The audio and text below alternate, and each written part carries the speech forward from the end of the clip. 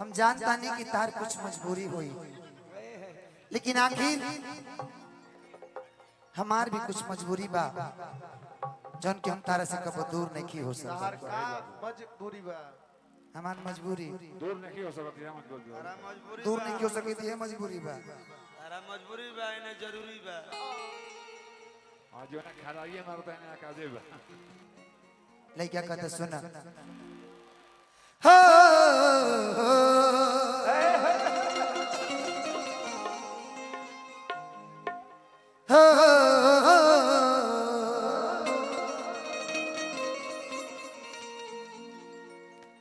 कि नैहर से गोरी जब जा जा जा जरूर जा जा जरूर जा, लेकिन और सब के दही पे तो थूक दो। जब जब तार याद आई हम तो कहते घोरहरिया वाला काम कर दो। भोरहरिया वाला कहूँ लइका कहता सुना इनकरे के ठोके के बा।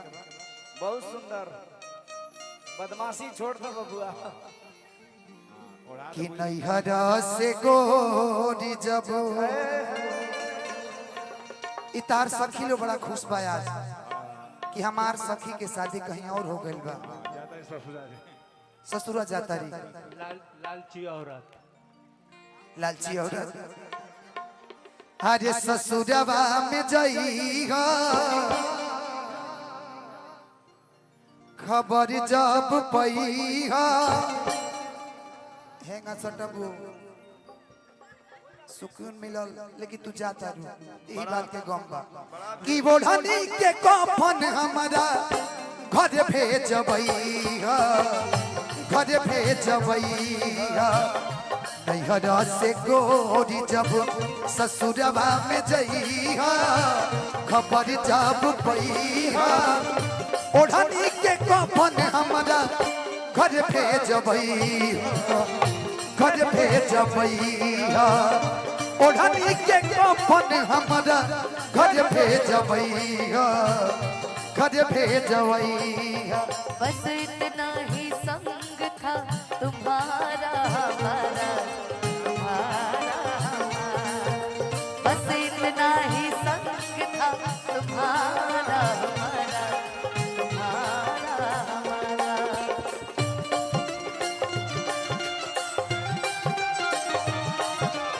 अगर न मिलते इस जीवन में लेते जन्म दोबारा। जन्म जन्म का साथ है तुम्हारा हमारा तुम्हारा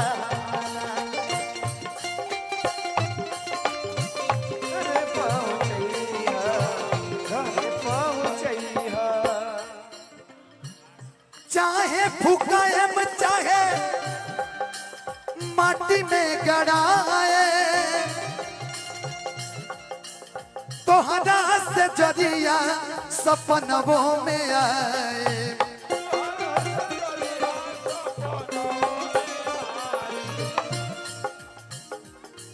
इतारा सखिले से खुश बा कि तू दूसरा के घरे चल जाइबू।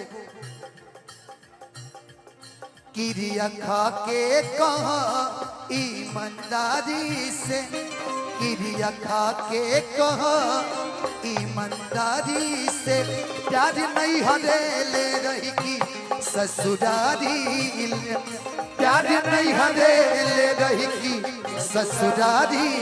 सुना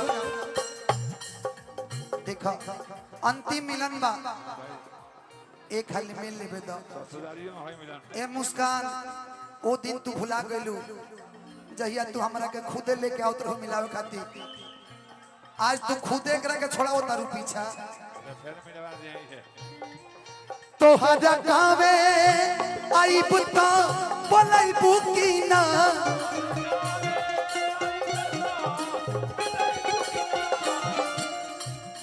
तोहरा गावे आइब तो बोलैबू की ना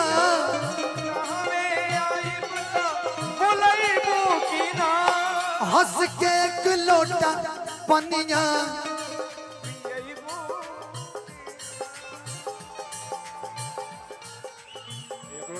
हंस के एक लोटा पनिया पियई बुकिना जायला कबूता तक बुका हो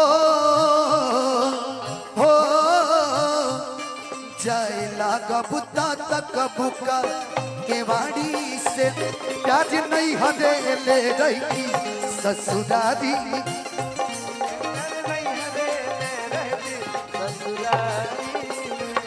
किरिया खा के कहा ईमानदारी से प्याज नहीं हदे ले रही की ससुरारी ले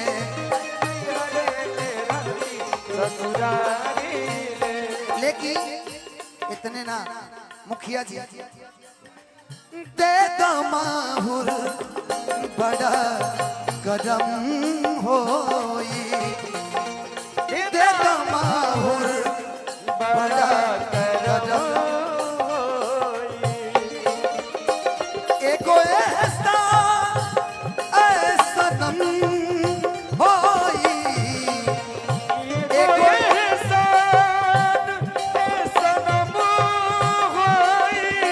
दे दमाहुर बड़ा कदम होई दे दमाहुर बड़ा कदम होई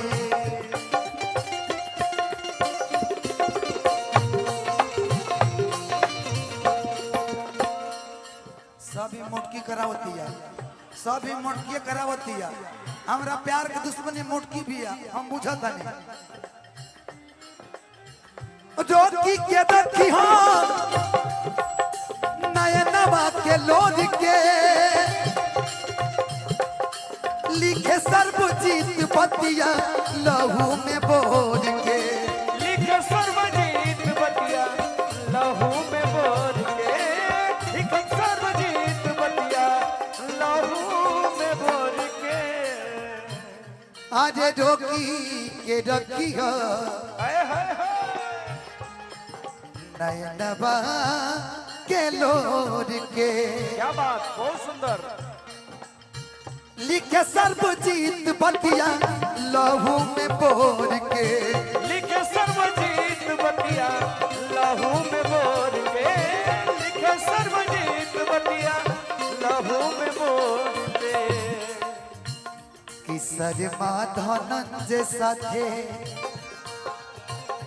हरे नाता चलई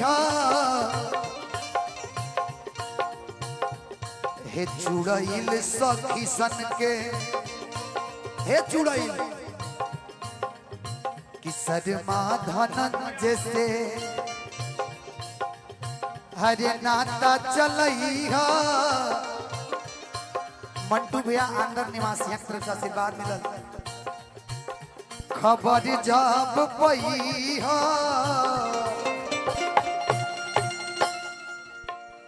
की बोढ़नी के कफन हमारा घर भेजबई हज घर भेजबई कि नैहर से गोरी जब ससुरवा में जई खबर जब पई ओढ़नी के कफन हमारा घर भेजबई घर भेजबई ओढ़नी के कफन हमारा घर भेजबई घर भेजबई ओढ़नी के कफन हमारा घर भेजबई घर भेजबई